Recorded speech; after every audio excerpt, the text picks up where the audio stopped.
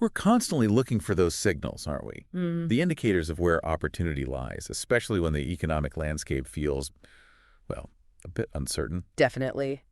And since you're tuning in, you're likely someone who values getting smart on these trends quickly and thoroughly. Precisely.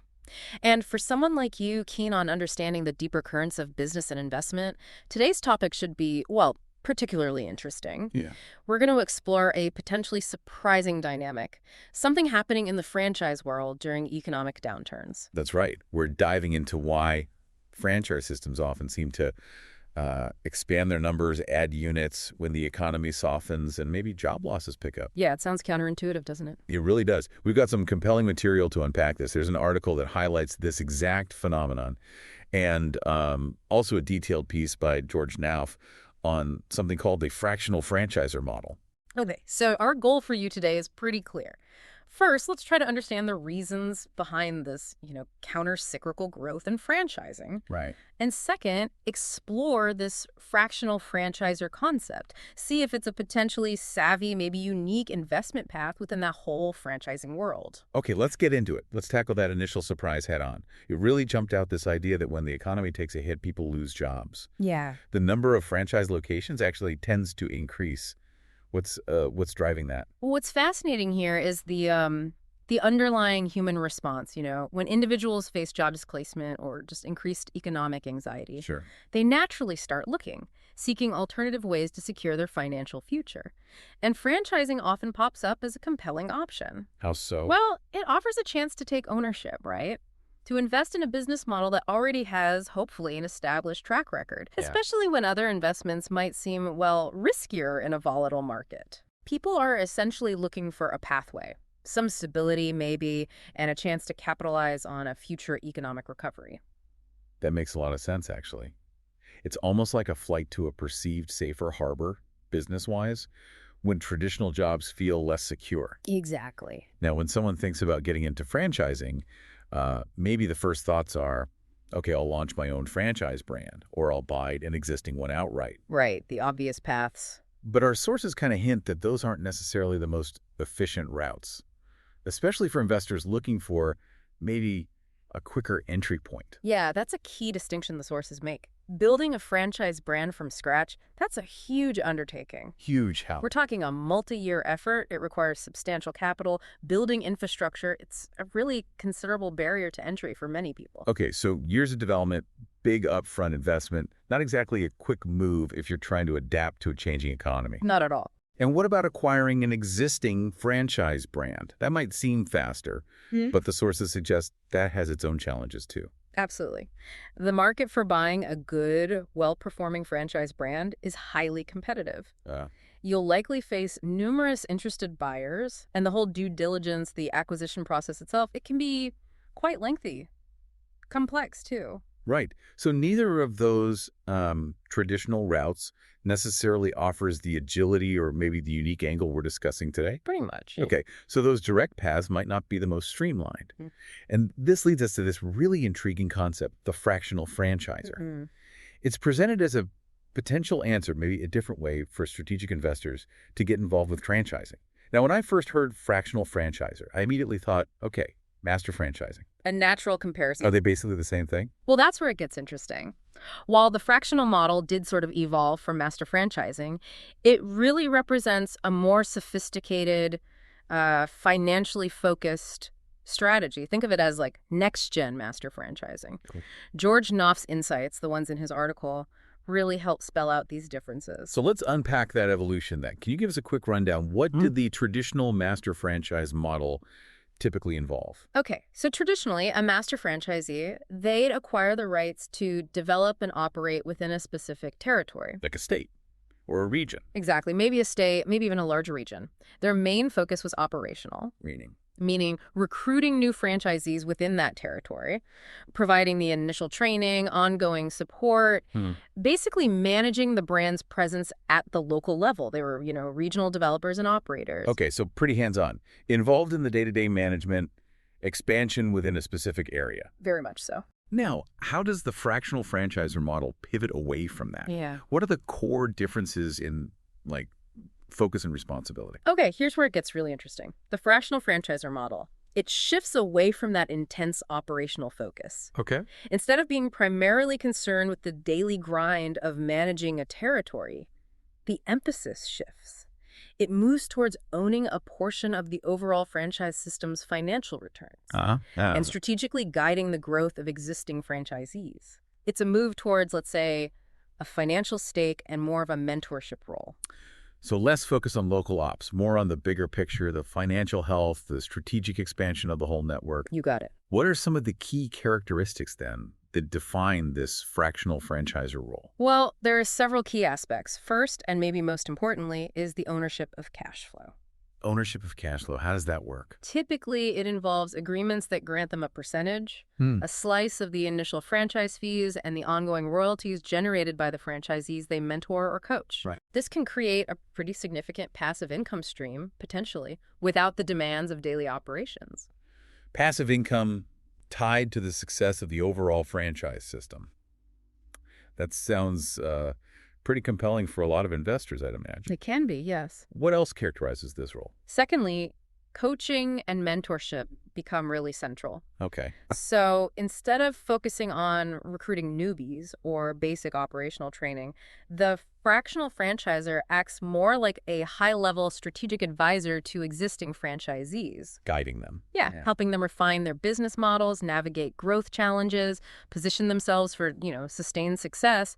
It's about lifting the performance across the network. So they're working with franchisees who are already up and running, already established, and maybe looking to scale up. That's often the case. Which connects to another characteristic mentioned, this focus on empire building. Exactly. Fractional franchisors often work specifically with those franchisees who have the ambition, the drive to own multiple locations. The multi-unit owners. Right. People building substantial wealth through multi-unit ownership. These are often experienced operators, but they're looking for that strategic guidance to achieve really significant expansion. The fractional franchisor provides that high-level perspective. It sounds very strategic, very advisory, almost like being a private equity partner, but at the franchise level. That's a good way to think about it. And the source material also mentions leverage in mergers and acquisitions. How does that come into play? Well, because fractional franchisors are so deeply involved in the growth strategies, right, and they have this broad view of the system's overall health, they're often really well positioned to spot and facilitate strategic M&A activity. For example, they might help a successful multi-unit operator acquire a smaller, maybe complementary business within the same franchise system. Oh, interesting. Which could lead to greater market share, operational efficiencies, that kind of thing. So they're not just guiding individual growth, but also playing a role in the strategic consolidation, maybe restructuring of the franchise landscape itself. Potentially, yes. That's a significant level of influence and value creation. Yeah, no kidding. And the article also draws a connection to private equity interest in franchising. You mentioned PE earlier. Yes, and that's really relevant now when we consider the increasing interest of private equity firms in the franchise sector. Which is definitely a trend. The role of the fractional franchisor becomes even more strategic. By helping franchisees build bigger, more profitable operations, these fractional franchisors are essentially creating more attractive targets for private equity investment. Making them ripe for acquisition or investment. Exactly. They can even act as a bridge sometimes, connecting high-performing franchisees with potential PE partners to fuel even more expansion. Wow. Okay. It really sounds like the fractional franchisor operates at a very sophisticated financial and strategic level within this whole ecosystem. It's definitely evolved. Now, the article also highlights the timely nature of this model, linking it to the growing corporate exodus. Tell me about that. All right. What's particularly relevant there is the increasing number of experienced professionals leaving corporate jobs. We hear a lot about that. Yes, seeking more autonomy, entrepreneurial paths. Many of these folks have significant financial know-how, strategic thinking skills from their corporate careers. Sure, strong background. But they may not want the day-to-day operational complexity, the grind of running a small business themselves. And that's where the fractional franchisor model becomes particularly appealing, right, for that type of person. Precisely. They can leverage their strategic skills, their financial expertise, without getting bogged down in the daily management stuff. Makes sense. These individuals often have exactly the skills needed to mentor and guide franchisees, especially those looking to develop and scale larger, more sophisticated franchise operations. So they can provide the strategic insights that maybe franchisees, particularly those also coming from the corporate world, really need to achieve that big growth. Exactly right. So it's a really interesting convergence of trends, isn't it? You've got experienced professionals looking for entrepreneurial outlets that use their expertise. Yeah. And the fractional franchisor model offering exactly that within this expanding franchise sector. It lines up quite well. Okay, let's quickly summarize then. Some of the key advantages of this model, not just for the investor, the fractional franchisor themselves, but also maybe for the franchisees and the wider franchise system. Sure.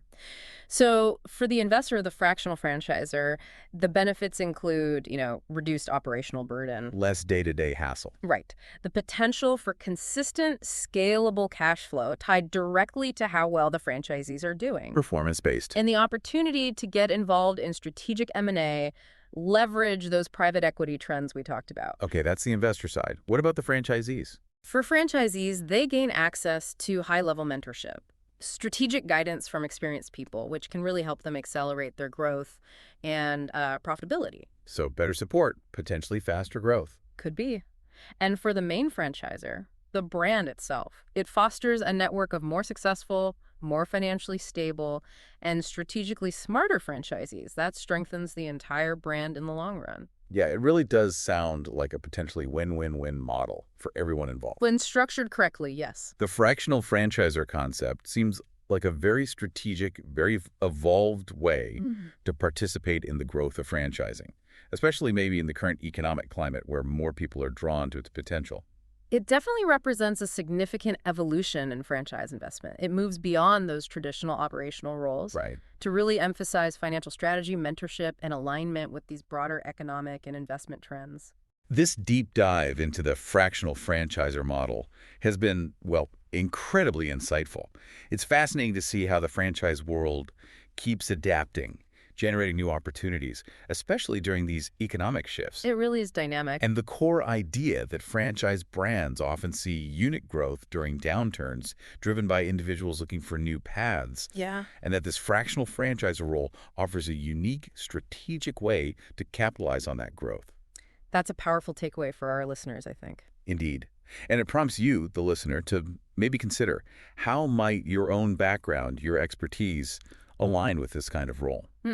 Interesting thought. Could you see yourself guiding the expansion of franchise empires, leveraging these strategic financial opportunities? It's definitely a compelling path to at least explore. Absolutely. And look, if this deep dive into the fractional franchisor model has sparked your interest and you're maybe considering exploring opportunities in the franchise world, we highly recommend connecting with George Nauf.